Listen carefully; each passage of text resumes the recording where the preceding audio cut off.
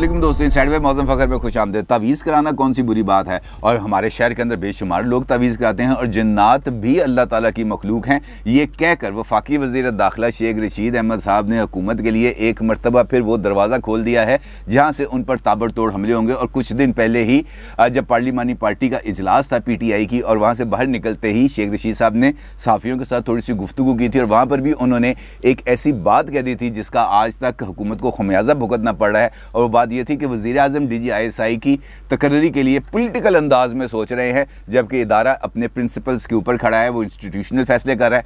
और ये बात कहने के बाद वो तो चुप हो गए, लेकिन बाकी बोलना शुरू हो गया। कल TV एक इंटरव्यू में उन्होंने ये वाली बात कह दी कि भाई तावीज़ कराना कौन सा गुनाह है और जिन्नात भी अल्लाह ताला की मखलूक हैं। इशारा किस तरफ था, क्यों कही शेख रशीद साहब ने बात?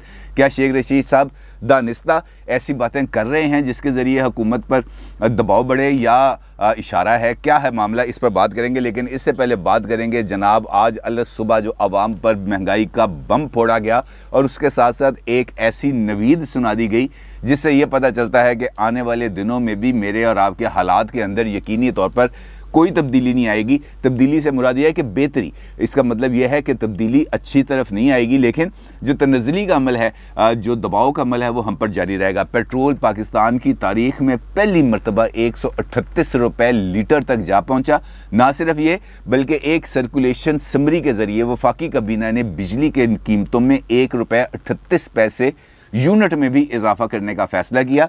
और इसके साथ साथ हुकूमत जो यूटिलिटी स्टोर्स के ज़रिए लोगों को सब्सिडी फराम करती थी, उसको ना सिर्फ ख़ात्मा कर दिया गया बल्कि बेशुमार अशिया की कीमतों में भी इजाफा कर दिया गया। सिर्फ अगर हम कुकिंग ऑयल और घी की कीमतों में देखें यूटिलिटी स्टोर्स पर, तो वो 120 रुपये किलो तक उसमें इजाफा कर दिया गया है, जबकि आटे की थैले की कीमत में भी इजाफा कर दिया गया है, साबुन इनकी कीमतों में भी इजाफा कर दिया गया। इस तरीके से बेशुमार अशियाँ हैं, पूरी एक लिस्ट है लंबी चौड़ी, उसमें इजाफा कर दिया गया। और इसके साथ साथ हमारे जो वज़ीर ख़ज़ाना हैं शौकत तरीन साहब, जो इस वक्त वज़ीर ख़ज़ाना नहीं रहे, आज उनके बतौर वज़ीर ख़ज़ाना आखिरी दिन था, अब वो वज़ीर ख़ज़ाना नहीं हैं। अब पता नहीं किस हैसियत में उनका दोबारा तकर्री की जाएगी। इस वक्त पाकिस्तान के अंदर वज़ीर ख़ज़ाना का जो मनसब है वो मुकम्मल तौर पर खाली है और शायद खाली ही रहेगा भी कुछ अर्सा। लिहाजा जो नवीद सुनाई गई है शौकत तरीन साहब की तरफ से IMF के साथ कामयाब मुज़ाकरात के नतीजे में, वो ये कही गई है कि जनाब लोग भूल जाएं कि महंगाई कम होगी। महंगाई कम नहीं होगी, महंगाई बढ़ेगी और मज़ीद बढ़ेगी। लिहाजा ये जो जहाज़ है जिस वक्त परवाज़ कर रहा है, यहाँ पर हमें रफ़ खासी परवाज़ मिलेगी। सीट बेल्टें हमें बांध लेनी चाहिए, कलमे शलमे हमें पढ़ लेने चाहिए, क्योंकि अब जो आगे मरहले आएंगे वो ज़्यादा दुश्वार गुजार होंगे। हुकूमत ने एक मरतबा फिर जो अपने रवायती बयान हैं वो देना शुरू कर दिए कि जनाब इंटरनेशनल मार्केट के अंदर रेट यहाँ तक पहुँच गया, इंडिया के अंदर पेट्रोल इतने का मिल रहा है, अमेरिका के अंदर पेट्रोल इतने का मिल रहा है, इंग्लैंड के अंदर पेट्रोल इतने का मिल रहा है। लिहाजा पाकिस्तान में तो कीमतें अभी भी पूरी दुनिया के मुकाबले में बहुत कम हैं और इस रीजन के हवाले से भी बहुत कम है। इस किस्म के बयानात आप सुनने के लिए तैयार हो जाए, बल्कि ये बयानात आना भी शुरू हो चुके हैं। लिहाजा जो हम पर जो दबाव है वो मुस्तकबिल के अंदर किसी भी तरह कम होता हुआ नज़र नहीं आ रहा, ये बढ़ेगा। और इसके बावजूद अगर हम ये कहें कि हमारी माशी सूरत हाल बेहतर हो रही है, हम तरक्की कर रहे हैं और हमारे अवाम की जो क़ुव्वत ख़रीद है वो बढ़ रही है, इसका मतलब यह है कि उनकी आमदनी में इजाफा हो रहा है, क्योंकि वो अगर 137 रुपये लीटर भी पेट्रोल ख़रीद रहे हैं और क्योंकि उनको काम काज पे जाना है, तो इसका मतलब यह है कि उनके पास इतने पैसे हैं कि वो 137 रुपये का पेट्रोल ख़रीद रहे हैं। वो पैदल या साइकिलों पर सफ़र क्यों नहीं करें, क्योंकि अगर वो साइकिल पर सफ़र करेंगे तो इससे ये ज़ाहिर होगा कि उनकी क़ुव्वत ख़रीद कम हो चुकी है, लिहाजा वो साइकिलों पर सफ़र कर रहे हैं। लेकिन जो हुकूमती जो अक्लमंद बुजुर्ग मोहर जिन्हें कहा जाता है, उनके पास लॉजिक्स बेशुमार हैं और आप देखेंगे कि आज शाम तक आपको किस किस किस्म की लॉजिक सुनने को मिलेगी। और ऐसी ही लॉजिक्स हमारे बेशुमार वज़रा भी मुख्तलिफ़ जगहों पर बयान करते रहते हैं। जिस तरह मैंने गुफ्तगू के आगाज़ में शेख रशीद अहमद साहब से जिक्र किया, तो उनका भी यही कहना था। उन्होंने जो लॉजिक दी, सवाल उनसे पूछा गया कि मरियम साहिबा और मौलाना फजलुर रहमान साहब ने मीडिया के साथ गुफ्तगू करते हुए इस बात का इजहार किया कि हुकूमत जो अहम तरीन फ़ैसले हैं वो जादू टूने से, जिन्नात की मदद मदद से, तवीज़ों से, तोता फाल से, इस किस्म के तरीक़ों से कर रहे हैं वो फ़ैसले। आपका इसके बारे में क्या राय है? तो शेख रशीद साहब का कहना था कि भाई मैं पिंडी में रहता हूँ, यहाँ पर पिंडी के अंदर बेशुमार लोग हैं जो जाते हैं और तावीज़ लेते हैं। तवीज़ों पे क्या लिखा होता है? वहाँ पर तो आयतें लिखी होती हैं, तवीज़ों के अंदर कौन सी बुरी बात है? और जिन्नात भी अल्लाह ताला की मखलूक हैं। यानी उनका ये कहना था, मैं जो समझा उनकी बात से, कि अगर इमरान खान साहब को तवीज़ कराते हैं या जिन्नात की मदद लेते हैं तो इसमें ऐसी कौन सी बुराई है? इसके अंदर कोई बुराई नहीं है। जिन्नात भी अल्लाह ताला की मखलूक है और तवीज़ों पर भी अल्लाह ताला का कलाम लिखा होता है, लिहाजा इसके अंदर कोई बुराई नहीं। साथ ही उन्होंने जब शहजाद इकबाल साहब जो जियो टीवी के एंकर हैं, उन्होंने उनसे पूछा कि जनाब ये बात आप इंडोर्स कर रहे हैं, यानी अपोजिशन जो इल्ज़ामात लगा रही है आप वो इंडोर्स कर रहे हैं, तो उन्होंने फिर इस बात को दोहराया कि मैंने क्या गलत कहा? क्या जिन्नात अल्लाह की मखलूक नहीं है? क्या लोग तावीज़ नहीं कराते? हाँ, ये बात ज़रूर है कि जादू टूने की बात हमें नहीं करनी चाहिए और किसी की फैमिली को इस किस्म के मामलात में हमें मुलव्वस नहीं करना चाहिए। तो यहाँ पर सवाल ये पैदा होता है कि क्या मौलाना फजलुर रहमान साहब ने किसी शख्सियत का नाम दिया? क्या मरियम साहिबा ने अपनी प्रेस कॉन्फ्रेंस के अंदर किसी शख्सियत का नाम लिया कि जनाब फ़लाँ शख्सियत से इमरान खान साहब जाकर ये जो अमलियात हैं ये कराते हैं? किसी ने जाकर नाम नहीं लिया, लेकिन ख़ुद शहबाज गिल साहब ने मीडिया पर आकर, ट्विटर पर आकर ये बात बताई कि जनाब किस पर इल्ज़ाम इस हवाले से लगाया जा रहा है। बल्कि उन्होंने मलिका बुखारी के साथ बैठकर PID की जो सरकारी बिल्डिंग है वहाँ पर बैठ के प्रेस कॉन्फ्रेंस की और डिफेंड किया उन्होंने वो उन शख्सियात को जिनका उनके ख़्याल में मरियम साहबा ने और मौलाना साहब ने जिक्र किया था। खैर, इस इंटरव्यू के अंदर शेख रशीद साहब ने एक और बात की। उनका ये कहना है कि इस वक्त जो सिविल मिलिट्री मामलात हैं वो बिल्कुल ठीक चल रहे हैं। और जब उनसे नोटिफिकेशन के हवाले से पूछा गया कि जनाब ये नोटिफिकेशन कब तक जारी होगा, तो उन्होंने कहा 7 दिन लगेंगे।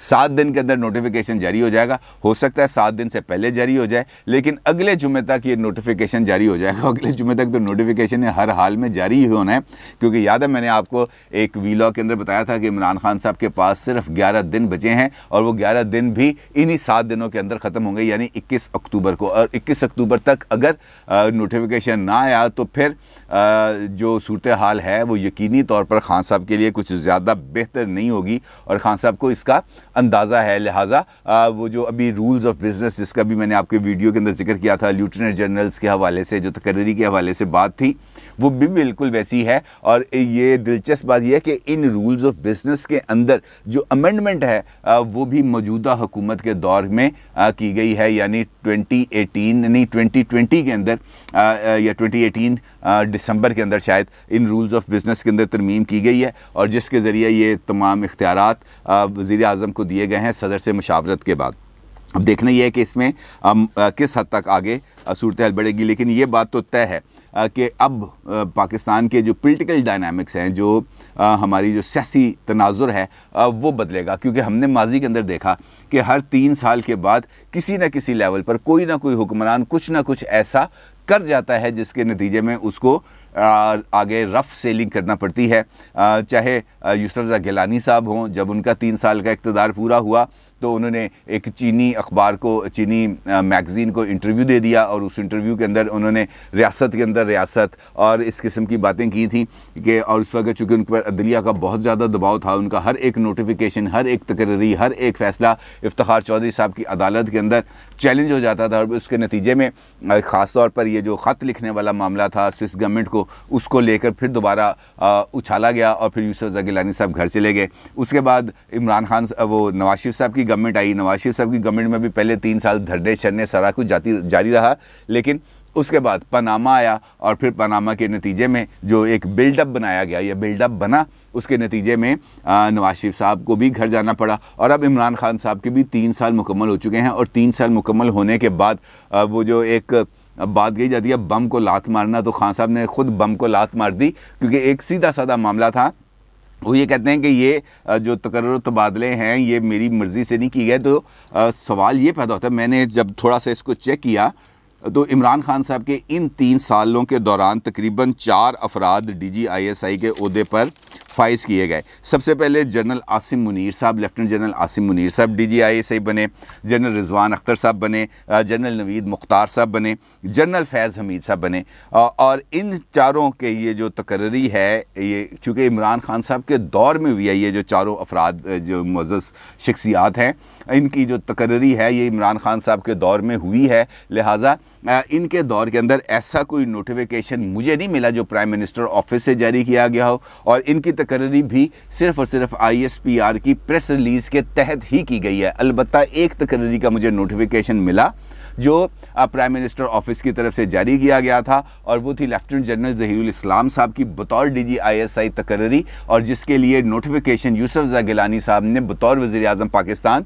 जारी किया था। उसके बाद जो भी ये तकर्रियाँ हुई हैं, इन तकर्रियों के अंदर जो नोटिफिकेशन हैं वो प्राइम मिनिस्टर ऑफिस से जारी नहीं हुए। अब जनरल फैज़ साहब के जाने के नतीजे के अंदर जो नए साहब आएंगे उनके लिए ये एक नए तरीके से ज़िद का मुजाहरा करना या इस पर एक स्टैंड ले लेना और ये तासुर देने की कोशिश करना कि मैं रबर स्टैम्प नहीं हूँ, तो मुझे तो ये लगता है कि ये भी बाज़ दफ़ा कि इसकी लॉजिक मेरी समझ में इस वजह से नहीं आती कि मामलात बड़े अजीब व गरीब किस्म के हैं। क्योंकि अगर हम याद करें तो एक मरतबा पहले भी ये वो वक्त है जब नवाज शरीफ साहब को मुल्क से बाहर भेजा गया था, और उस वक्त भी इमरान खान साहब की तरफ से कोशिश की गई थी इस्टेब्लिशमेंट को प्रेशर में लाने की, दबाव में लाने में की। और उस वक्त भी इमरान खान साहब ने एक तकरीब से ख़िताब करते हुए हज़रत खालिद बिन वलीद रज़ी अल्लाह तआला अन्हु का उसी वाक़े का हवाला दिया था जो अभी रिसेंटली रहमतुल्लिल आलमीन कॉन्फ्रेंस से ख़िताब के दौरान दिया।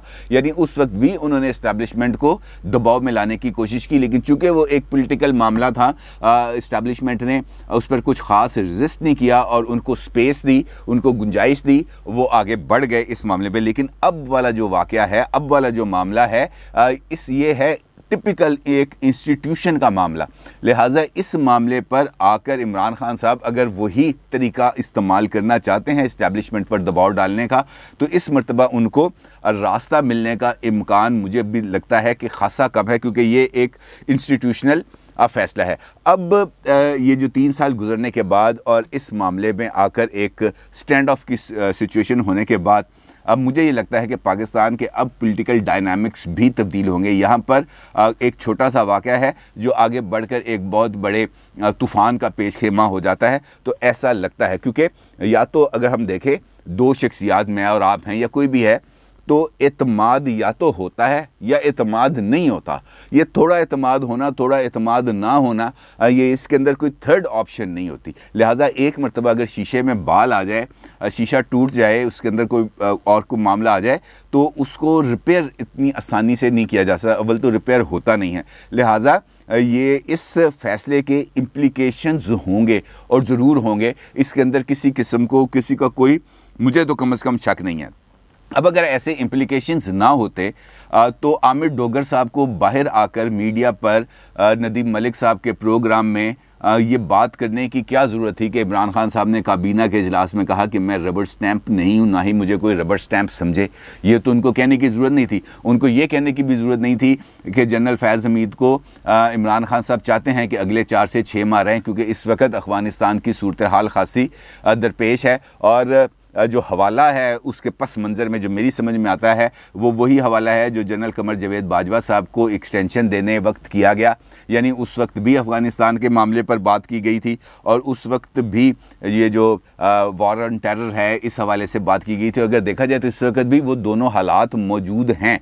लेकिन इमरान खान साहब को ने इस हवाले से अगर उनसे बात की है तो यकीनी तौर पर उनके सामने भी, जनरल साहब के सामने भी ये सारी सूरत हाल है, लेकिन उन्होंने इसके बावजूद इस मरतबा इमरान खान साहब की इस बात को तस्लीम करने से गुरेज़ किया। तो इसके पीछे कोई ना कोई वजह ज़रूर है, और इसका जो वजह मेरी समझ में आती है कि अगर कोई ऐसा मामला ना होता तो बाजवा साहब जिस तरह पहले भी खान साहब के कहने पर उन्होंने इस ओहदे पर उनको काम करने की इजाज़त दी, वो मज़ीद भी इसको 4-6 महीने महीने आगे चला लेते कोई मसला नहीं था, लेकिन इसका मतलब यह है कि इंस्टीट्यूशनल लेवल के ऊपर भी कुछ इंगेजमेंट्स हैं और उन इंगेजमेंट्स को फॉलो करने की बहुत ज़्यादा ज़रूरत थी। लिहाजा इस मरतबा इमरान खान साहब के यानी अनोखे लाडले की इस ज़िद को तस्लीम करने से इनकार किया गया, जिसको उन्होंने ज़िद पर लगा लिया। और अब जानबूझकर इस मामले को डिले करना सिर्फ इस बात की कोशिश है कि जनाब मैं बरतर हूँ,